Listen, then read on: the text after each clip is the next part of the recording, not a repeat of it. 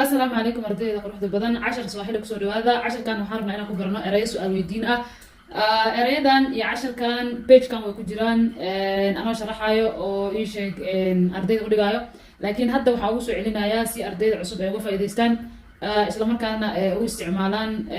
iyagoo ka faa'iidaysana ayaa ugu soo celiyay number 1 waxaa waaye nani mar walba maqalnaa waxaa weeye waa eray su'aal weydiin ah بدنا أرجع مركز استعمالي سيد جملة قلاش أنا لو استعمالها هريدة أنا لو استعمالها ناني معنى هذا وقف ما إنجليش نحلو ده هو أيا لو ده هو أيا إنجليش لو ده سو مركز جملة دي إحنا قانسا ناني أميكوجا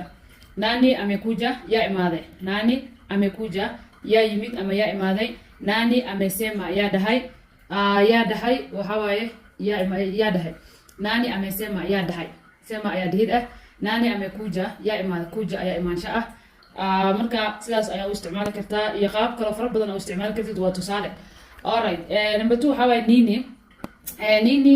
iyadana sidoo kale waa la mid marka isticmaalaysid waa ku bilaabi kartaa ama dib u dhigi kartaa laakiin jumladu ma dhex gelin kartid waa jumladu way ka soo hormar kartaa ama ka dib mari kartaa nini macnaheedu waxa weeye maxay ama english hada taqaanid waxa waaye what ayaa lagu dhahaa nini maxay af Soomaali jumladu waxay noqonaysaa uliza nini uliza ayaa waxa waaye eray ficil ah macnihiisu yahay weydiin nini maxaa weydiinaysaa adiga adiga hor jooga hadda fiirinayo waa waqti uliza waa ficil maxaa weydiinaysaa waa su'aasha soo kale su'aasha kale waxa waaye unataka nini hadii lagu dhaho waxa waaye maxaa rabtaa taaka ayaa erayga ficilka ah rabid waay what do you want ayaa English lagu leeyahay unataka nini maxaa rabtaa adiga maxaa rabtaa adiga soo fiirinayo hadda maxaa rabtaa okay unauliza nini maxaa weydiinaysaa waa uliza weydiin waaye adiga udaas maxaa weydiinaysaa oo nini ah unataka nini maxaa rabtaa alright wapi waxa waaye xagee English waxa waaye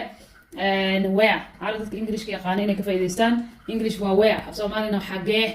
xagee weeye